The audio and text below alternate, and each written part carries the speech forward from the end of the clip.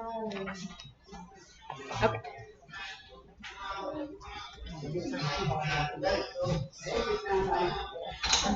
Okay. Thank you all for coming. I'm Summer. I'm the curator here at the museum. Before we get started, everyone please take a second to turn off or silence your phones so we don't have any distractions. So as always, the museum will be having a shrimp gumbo booth at Shrimp Fest on the weekend of April 29th. So we are looking for volunteers for that. Contact Thea if you're interested in volunteering. She has her card at the back table. Registration is currently open for this year's summer camp, which will be held on April 11th through 15th for ages 6 to 11. If you're interested, sorry, did I say April? I meant July. July 11th through 15th. Thank you, Sheila. For ages 6 to 11, contact Jennifer if you're interested in registering at info@ameliamuseum.org. We are the recipients of a Museum on Main Street grant, which will be bringing a Smithsonian exhibit here to the museum. The exhibit here is called Waterways, and it basically explores water from a broad point of view, so environmentally, culturally, spiritually, etc. This exhibit will be opening here on Saturday, May 7th. The opening will feature a panel of local environmental experts, followed by a live oral history with the Four From Home team. So mark your calendars for that. Our April 3rd on 3rd on April 15th will be with Steve Knoll, who will discuss the history of human interaction with water in Florida. Dr. Knoll is the lead scholar for the Waterways Smithsonian exhibit. And then our May Brown Bag Lunch on May 4th will be with Dave Neville, who is the city's urban forester. He will be talking about the city's tree protection ordinance and the heritage tree program.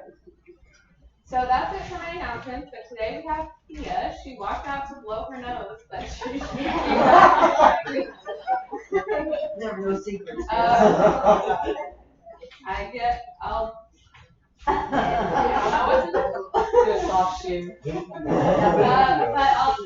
do her intro and then she'll talk it. So Thea has a background in education and theater, previously working as a teacher and professional mime. She has been the education director at the museum for 17 years and actually presented the very first Brown Bag Lunch. So everyone please help me.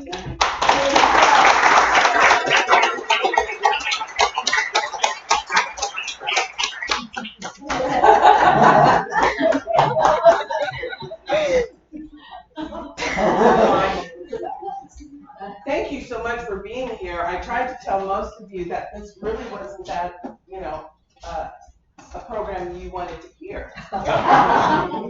We disagree. You disagree. You just think I'm going to stand on a high stool and do a dance. I am. Let me start off by introducing people. Willie Mae Ashley, the Morrisons, Simmons Jenkins, Annette Myers, Marsha Dean Phelps, Shalane, Carswell, Jeffersons, Trey Eyes, Gaylords. Have you heard these names before? Yes. These were the people who were here starting as early as the 1700s. They had thriving communities. They had businesses. They were lawyers, became politicians. They were farmers, gardeners, you name it. Oh, and let's not forget the French. Boat captains, shrimpers, builders, you name it. It was a thriving community, and Nassau County was one of the black communities of Florida. Did you even know that? Yes. Some of you? Yes.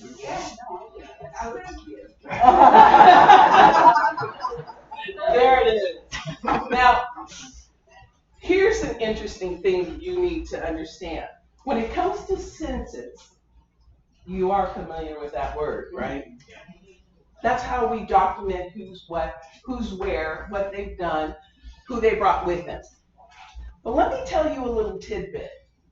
Sometimes sometimes census do not always get the information that they need and actually report it. I don't know about you, but when I was growing up, I was told if the census man comes knocking, hide. I thought that was really strange, but you know what? When my parents said to do something, you did it. No questions asked. Now, mind you, my parents came out of Tuskegee, Alabama, one of them, and the other one came out of Charlotte, North Carolina, and they met up in Tuskegee. Okay? But that was what we were taught.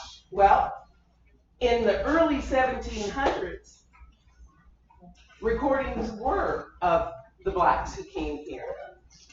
And according to some of the papers that I've been researching, I found out that not only were they slaves that were coming here, they were free. And some of them came with white families. And here's the funny thing. The white families, they said a white family came in and brought 76 blacks. A white family. How many were in the white family? Don't know. They didn't care. So it gets you thinking. At one part, the minority was the majority.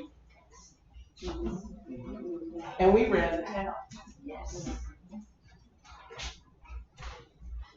Philippa's running the town now, but we won't talk about her just yet. Now, next slide. Now you notice there, it did say legacies. And the reason it's legacies is because it left a lot of legacies. And this whole development of Nassau is because of those legacies. Now the population in Bernardino during that time was over 900 slaves, over 900 blacks. Some slaves, some free. The population of whites, you want to take a guess? 4.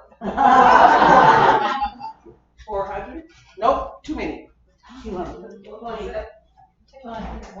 I heard somebody say 6. Not 6.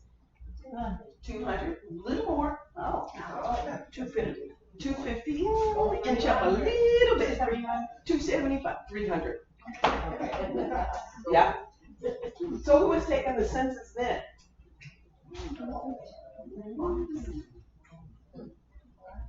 I couldn't find anything that said who was doing the census then, but they had a count. But let me tell you, it was one of the things I came across was Spaniards were mainly worried about the town because this was their what? Territory. Yes. Okay. And it talks about the local black settlements. So did we all stay in Old Town? No. No, we spread out.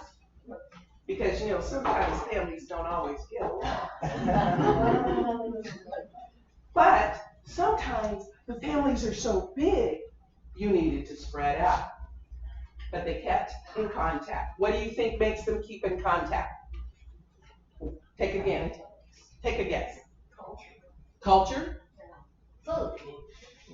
Food, always. Food, always. Always. Families. Children. Children. Families. Churches. That was the hub of the community. And still today, the hub of the community to keep us together.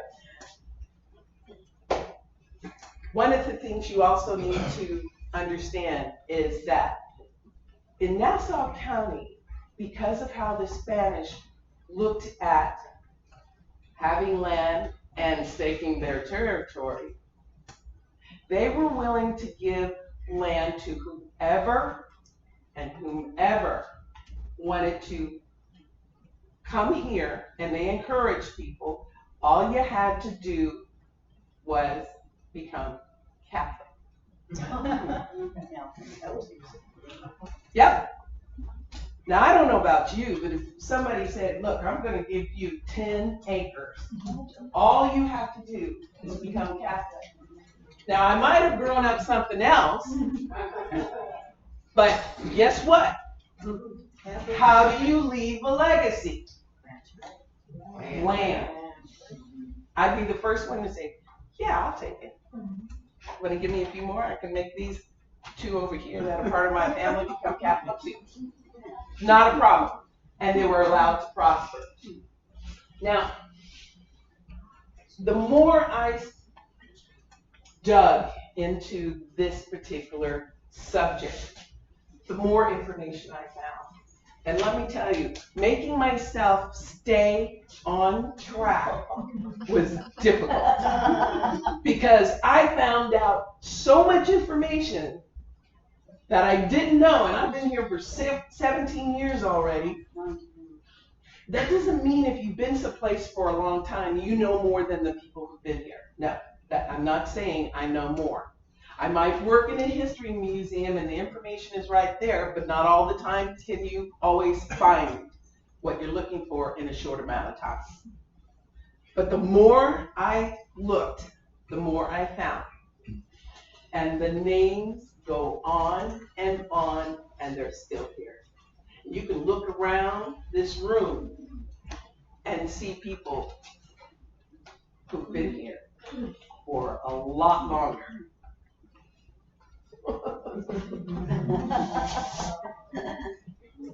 Just raise your hand. Just raise your hand. Raise your hand.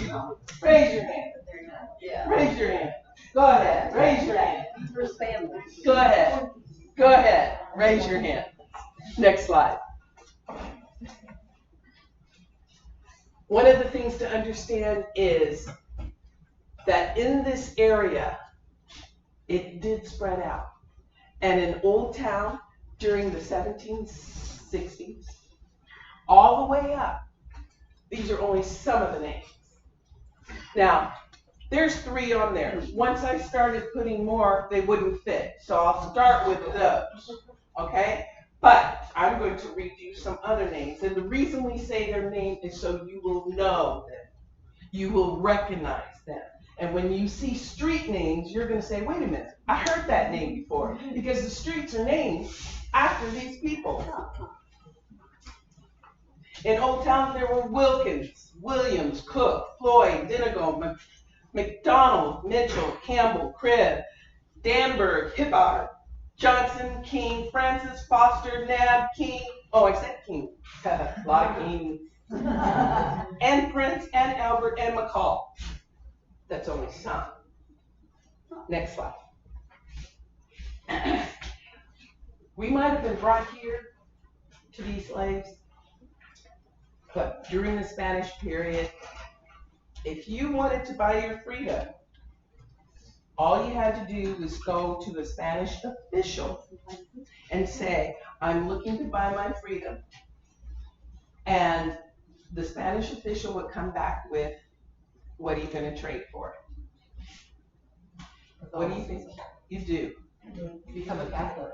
Become a Catholic and pledge allegiance to Spain and say you'll defend them. And the numbers grew.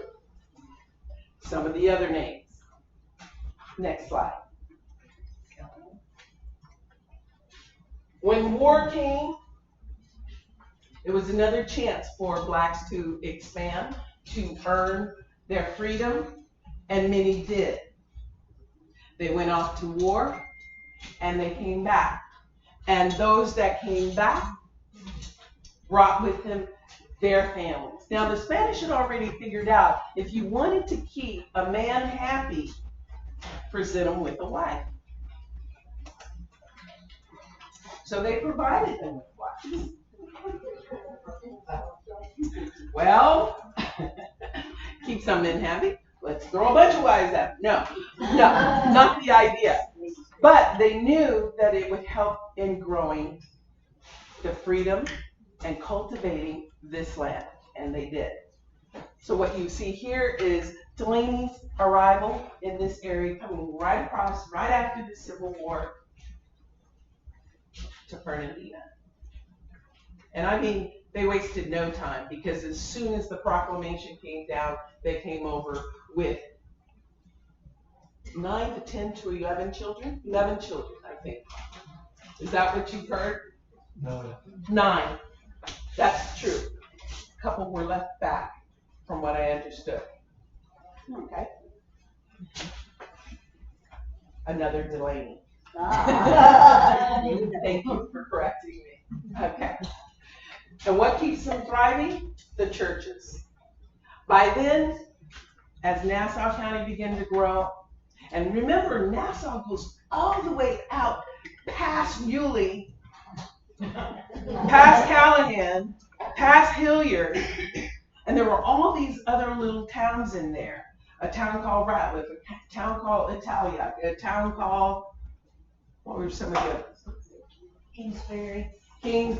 Kingsbury. Samuel. Thank you. Anywhere else? A lot more little towns, O'Neill's as well. By then, 3,644 blacks that they could count. What do you think the white population was? 300.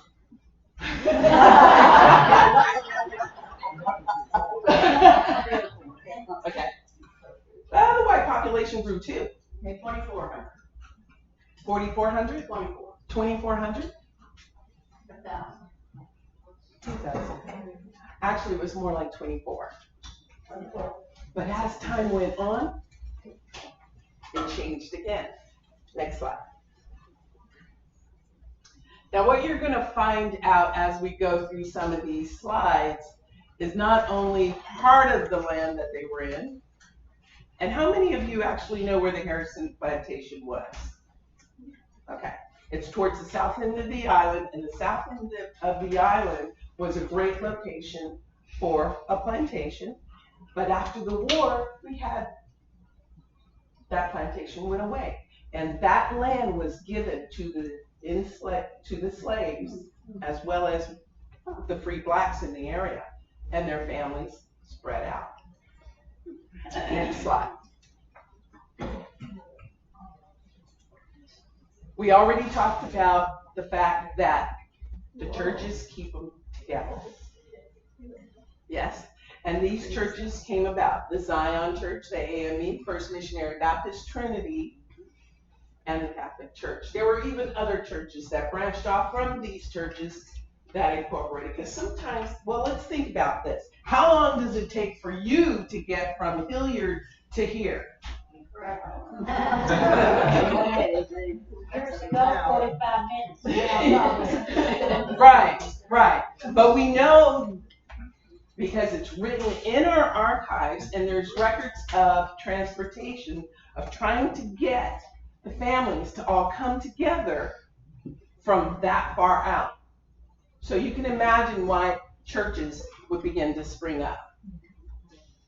And it still happens today because it's still a long way to go. Okay? One of the other things is, does that mean that, well, let me ask you this.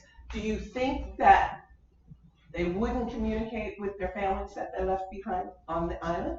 No. They were just decided on certain times when they would get together. And they would make the trek across Nassauville Road. You all know where that is? Come across the marsh at low tide and end up on the south end of the island. Not bad. A little hard to do, but remember, they were builders. They were innovators. They found ways, and even as early as the very early 1900s, one of the first vehicles was actually built to get children to school when the schools started springing up on the island. From that far away. Next slide. Now, I want you to look closely, because in this picture, there's a gentleman sitting here in this audience that's in that picture. The answer was there.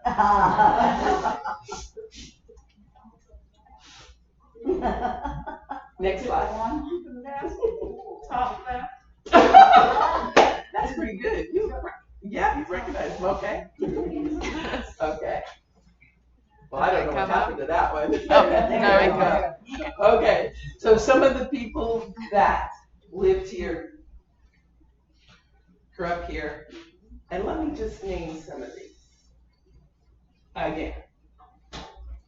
Franklin Town, English, Sterretts, Cooper, Longs, Means, Jeffersons, Drummonds, Greens, Hopkins. Sound familiar? Shepherds. And look at these occupations. Now that's just a few. Is politicians? Yeah. First mayor of Fernandina. Charles Albert. Okay. One of the names that I neglected to mention was the name Staves, who was one of our first politicians as well. Delaney's was a tax collector. I did say Delaney. Okay. Now, next slide.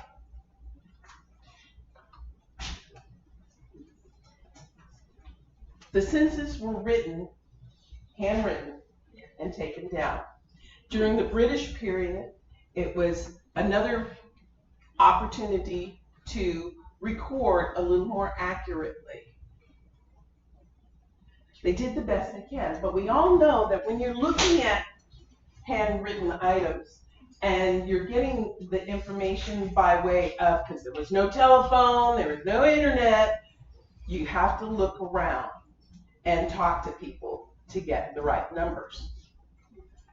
And in my research, I discovered that churches had most of the accurate information about who was here, who had however many children, who belonged to which family, and who was the descendant. So when you're thinking about, well, how am I going to track someone or find someone, think of the churches first.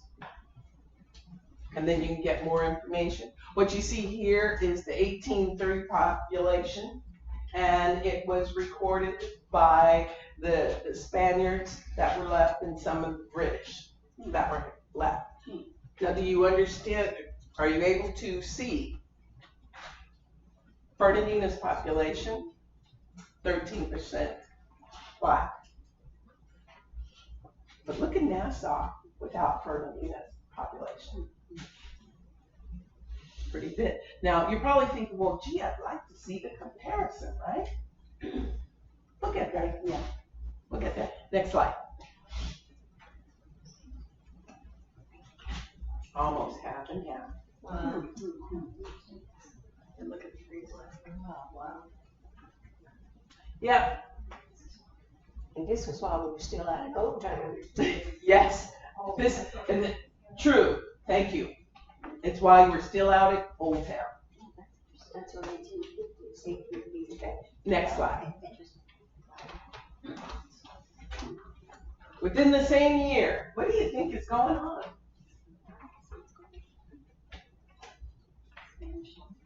I had a hard time trying to pinpoint what was going on other than expansion. Because remember, there was still slavery going on up north. And that promise of land and freedom was still out there.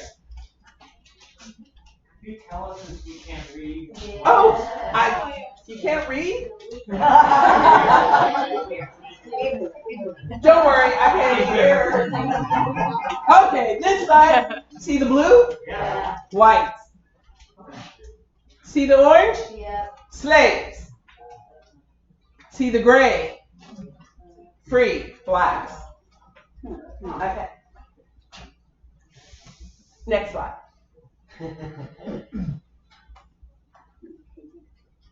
Population in 1813. Do you understand this? It says, the one on the left says 33% were white. And on the right-hand side, 67% was black. Next slide. By 1830, 50% vote. Next slide. Population today. Whites at 90%. This is all of Nassau County. And then 6% black. Where have they gone? Why have they gone?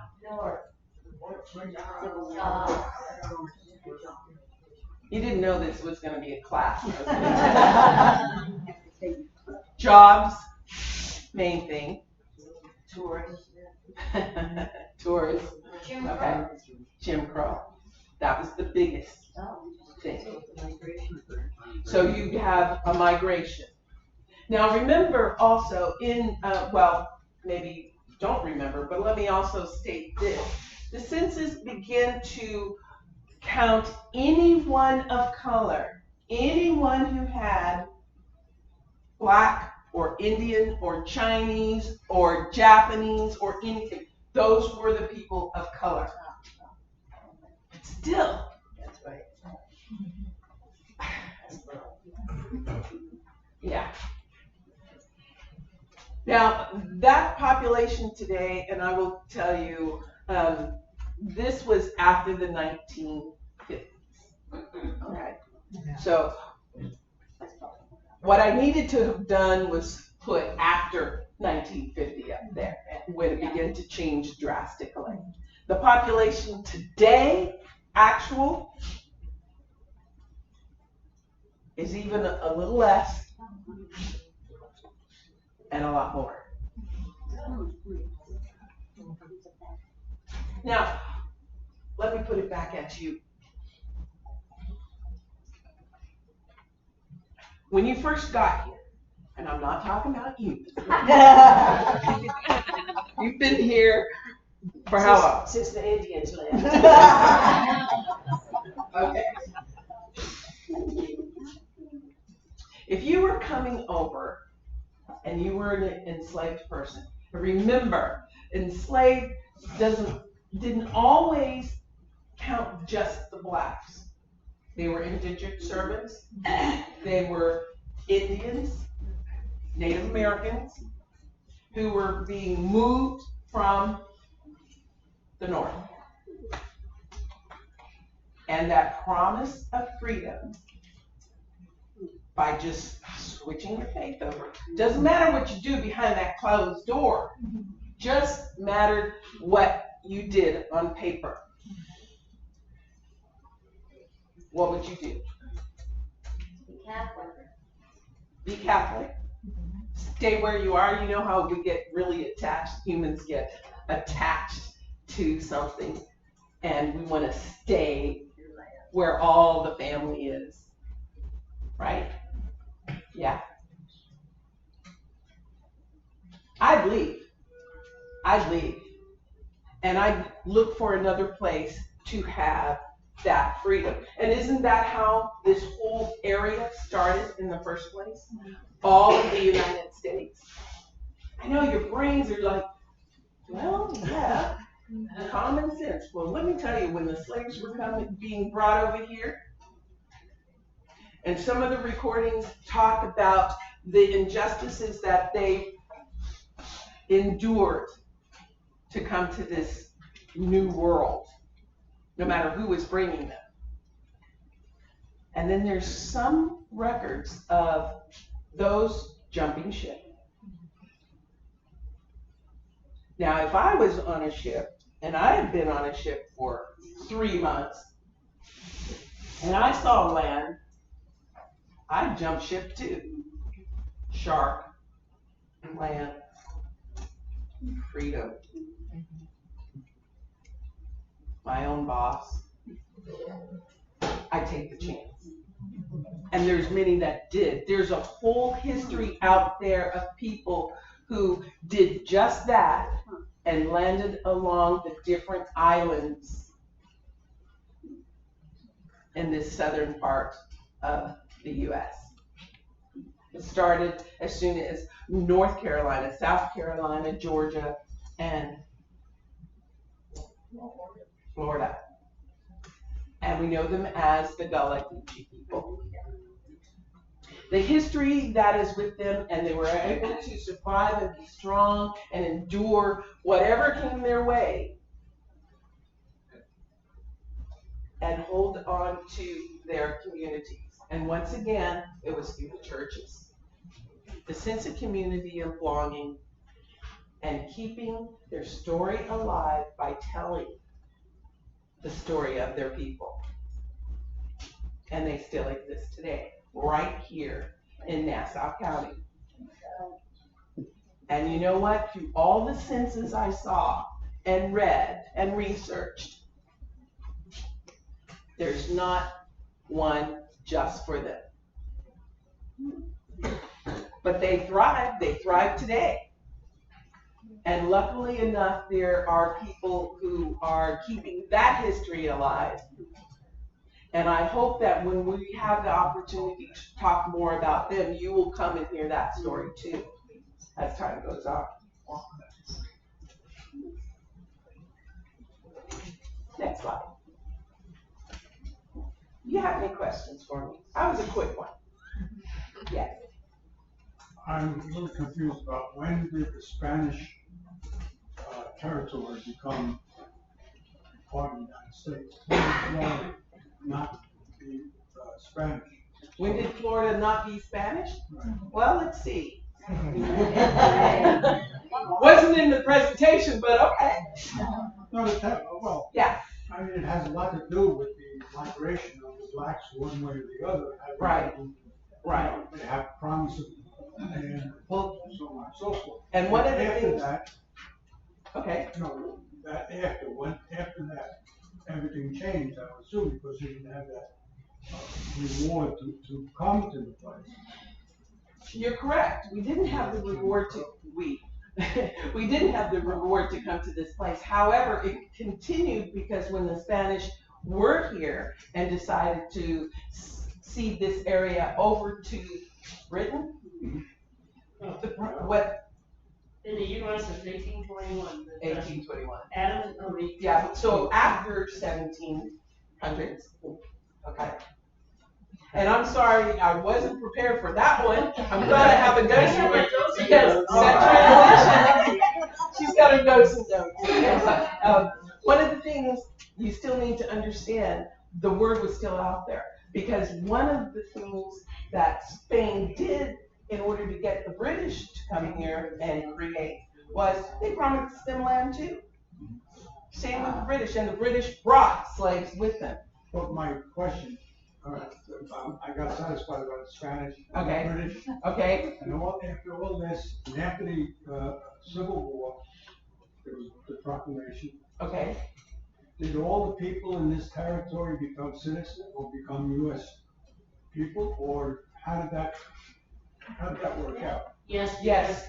The first Automatically from the Once first election in the United States that included black men and white men was held right here in front of me. Wow.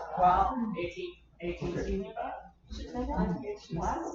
So now, is it also possible that there are people in this area, indigenous or otherwise, who are not automatically citizens, who are actually immigrants, illegal immigrants? I have no idea. The Spanish, Yeah, because according to U.S. law, when a U.S. territory becomes a state, everyone who is resident in that state becomes a U.S. citizen. So that means 1845. 1820, but they have to register. Yeah. Correct. So there may be some aliens here. I am one. Because I didn't register. You know, when you talk about the census Yes. not being very, accurate, Right. problem. Right. This is one of the advantages of living in this area for some people who haven't got a legal status, as opposed to some slaves who escaped from Georgia. or wherever came to this area, and because it was Spanish territory, they were automatically, but they became free men. Correct? In other words, they weren't being chased by the, No. Plantagenets. Now, one of the things that the Spanish recorded their census in 17, what was it, 17? The Spanish. As early as the 1773. Yeah. Okay, all the way up to when the British were here, which was about, what was the British? 1763. The Spanish came here, the first ones of those were in the mid-1600s. Yeah. What is over. Right, but the first census for the area was 1773. Brad, when Britain took over, they kept the census too during that area. Anytime someone came in, they tried to keep accurate records. Now, as for today, accurate records are, yes, there are more accurate records, but here's the thing. By going to churches, even white churches, there's a better record of who's here and who's not here. Yeah. I was a census taker. Lovely. And not everyone wants to cooperate. You're right. You're not on the door. And yes. They don't Yeah. have answers. So. Now you guys were awful quiet about census taking. Did you ever hear stories from your parents about the census man? Really? Nothing. Interesting. But sometimes you have Or woman. to explain to people that it's to their advantage Yeah. to cooperate, because then the town or the area gets more money and it goes into their area rather than upstate or something like that. And if they stop and they listen to you, then they'll cooperate. But some people just do not want to go. And that's almost across the U.S. And other people invite you in for a drink, and you know. That works. The census out in California, that's one of the places that they still struggle with. I did it in New York. There you go, in the actual counts. Yeah. Yes. This is just, well, it's not really off topic, a well-known black resident, and I'm gonna mispronounce her name, Dave Beach? Maveen? Okay, I have heard that she was buried at the Nana Do. Is that correct or not? No. Some people said yes, some people said no. And you're smiling, because you're not gonna tell us. I'm not gonna tell you. Okay. Yeah, well, at that too. The biggest dude in Florida. Yeah, right. Okay, I'll go with what you said. That's what I was told. What's the answer to that? You know, one of the things that I really love about history is because the stories get told and they get transferred down. And I had the privilege of meeting Maveen and hearing her dream of what she wanted. And her dream was carried out. And to share that, would you like to stand up and go ahead and tell them? Oh, and how do you spell that? Yeah, That is spelled T-H-A-T. M-A-Y. No, M-A-V-Y-N-E. That's right. Thank you. Oh, Thank that's. you. But the initial, the answer to her question, when mommy was cremated, she had a stomach cancer. No. She was cremated, and there was a ceremony on American Beach. And they released her ashes into the ocean. Okay. And Tom- they released Tom her Sanders. like love.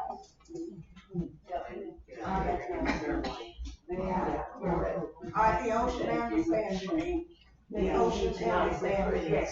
Oh, yeah. Ocean and Hunter. That makes sense. Oh, she's still there. Oh, yeah, her spirit is there. We're up in Tennessee, bookstore. I got a whole book out of the book. Okay, okay. There was another question, and yes. You Right there, I will wrap this up by going back to something that you mentioned earlier, and that was Felipe. Who? So the legend has it. Would you stand up, please? Would you stand up? We need Thea to finish this, what you referred to earlier, and tell us about Felipe. And she knows darn well. You know the play, so. Well, I wasn't prepared for that either. I was really hoping you were going to miss that part. She does exist. I will say. She's asking about Felipa the Witch. And Felipa the Witch had two plots in Old Town. One source told me she was a Delaney. Another source told me she was just a wanderer. We didn't really know. But then I saw another source told me she was a Trei. Who knows where she really came from? I don't. Or I'm not going to tell you. Make your choice. She did exist. And one of the things I want to share with you, I'm using that word things. There's so many things. There's so many books. There's so many records. There's so many census records of the people here in Nassau County. Many more than I could ever even show you. And if you ever get an opportunity to go into our website and go to our archives, you will find maps. You will find census. You will find plots of land that were owned by blacks. Some still own. And especially when you look into the Harrison Plantation and you look into Old Town, you'll see the names. Some of these names that I mentioned. There's many, many more names that are out there with families that have extended through the area. And it's there. And you'll even find Felipa the Witch. Just to wrap it up real quick, we went over to the State Archives in Tallahassee, and the huge Spanish documents, the original Spanish documents, we were allowed to go in and examine them, you know, we wear gloves and everything. And yes, it definitely says that 2 lots in Old Town were awarded to a negress known as Felipa the Witch, and that's what the Spanish recorded. So she really was a witch in Old Town.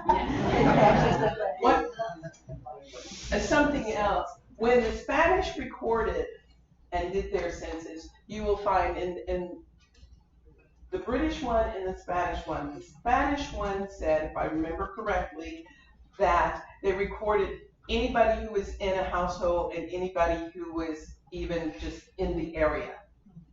Okay?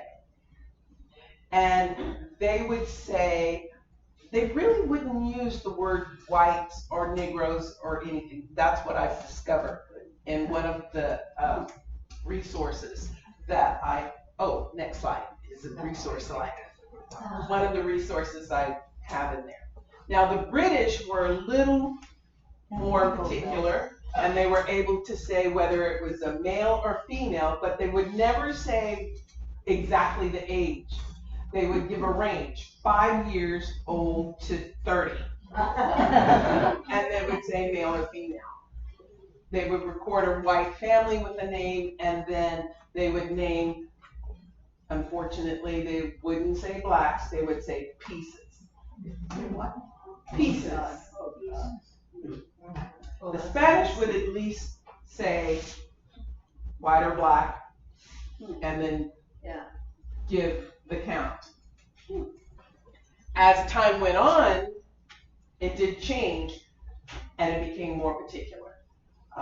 Age ranges would be young to 25, and then mid-range, and then elders.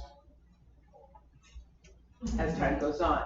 Now, the census today is going to be a lot more particular. You're not going to get an age range, you're going to get an age. You're going to get a name, and you're going to get the races that maybe one person even has in them. So the census is a very interesting document all in all. If you ever have a chance to come in and take a look at it, you're more than welcome. It is open on Tuesdays, Wednesdays, and Thursdays from 10 to 4, our archives. Yes. Were there any Spanish that settled here? Quite a few. Are they still Spanish, do you know? Yes. Okay. The mayor, you mentioned the first mayor was black. Yes. Was that Charles Albert? Actually, it wasn't Charles Albert. Adolphus not. Thank you. And then what happened after him to get to, because Charles Albert, he just died, right? Yes. Charles was in the 50s and 40s and 50s. yeah, and they said in his obit, I think, that he was the first black mayor of Fernandina. He was city commissioner and the mayor. And the mayor. We can't hear you back here. Oh, I'm sorry. She asked, what did you ask?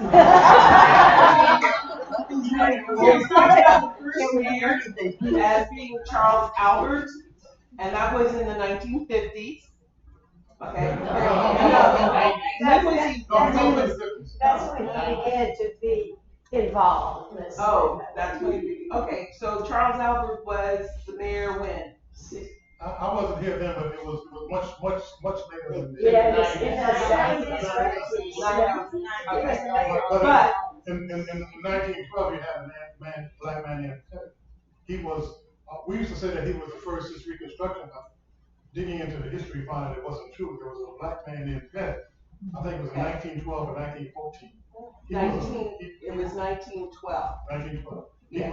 He was a mayor. We had many black, I think 40-some black city politicians, city commissioners. Actually, we never, this community never had racial this. We were always together until those that wanted to cause trouble. actually, the politicians for blacks at one point, all the politicians were. The judge, the mayor, the city commissioner. They didn't have a lot of city commissioners then either, but it went as far back as the 1870s. Yeah. Excuse me for cutting in, but one of the families that you didn't mention was George O'Gay Clark's family. Clark's. He was married to a black woman, and you're a descendant. Yes, I am, and so is the gentleman right there. He's a descendant of the Clark family. My great grandmother was a Clark. Yeah. And they came from St. Mary's to Fernandina. To Fernandina. And my great grandmother came in 1894 to Oaktown from St. Mary's, the Clark family. 94. Yes. My grandmother was Evan Delaney's first cousin. Yes. My third cousin. Okay. And then I had another call that came in that was a Delaney too, but I didn't hear her name, and she said she still lives here. My last name. Do you? One of your cousins? Okay. Yeah, well, she's got a married name. Yeah. But she's a descendant of just the lady. Maybe that's it. Yeah, because I could barely hear her. I think she was driving when she was calling in. Okay. And then Miss Jones, your family's been here for quite some time too. Yeah, my great aunt lived in Old Town, Georgia, Golden, and I met some folks around town who remembered her, and they showed me the lot here in our house. I visited her as a young kid, but I didn't remember what the town looked like. The only thing I remember was going down that hill. Yes. Because that land was more than the town of Fernandina. Okay. That's what I remember, yeah, and Georgia Golden. Golden. Okay. And Miss Gilliard? No, I'm not from Fernandina. You're not from Fernandina? But you moved here in 1975. okay. You're from Bernadine. I'm a descendant of the Floyd family. The Floyd family. Floyds were from Old Town as well. Okay, I don't even think I mentioned them, but they're on my cards as well. Okay. Anyone else? Yes. Thank you. The Armstrong family. Yes. My great-great-grandfather was born in 1812 and sealed land out where the airport is now. Ah, okay. That came up in my research too. I was like, okay. I'm not from here. I'm an alien. Yeah, I just wanted to say that I am so happy that everybody's here and telling us about their history. We have a project here called the Heritage Keepers, and it's to do oral histories with people who just tell their story. You don't have to, everyone has a story, but especially if your family's been here for a while. Get in touch with Summer. Up here on computer, and we'll set up a time for you to come over and we'll interview you for an hour or two and just get the story, because you would not believe how much we don't know. We That's need right. to know. And that's how I'm going to wrap up. When it comes to getting the story and sharing it, it's about telling it.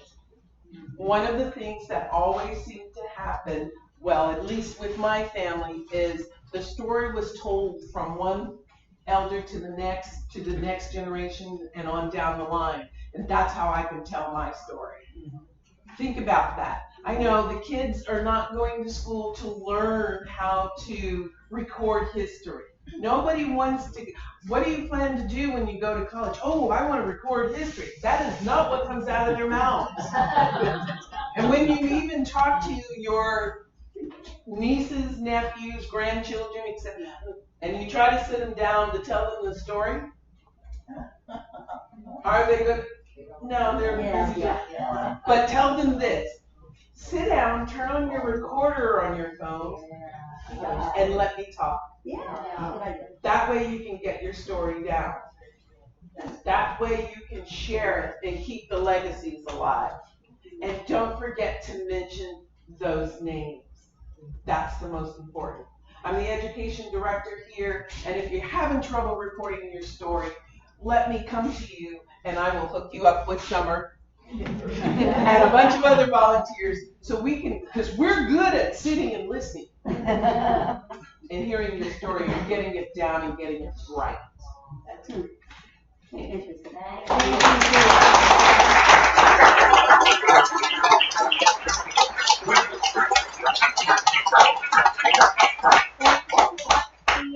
And thank you all for coming. We hope to see you at the 3rd on 3rd on the 15th. Thank you so much.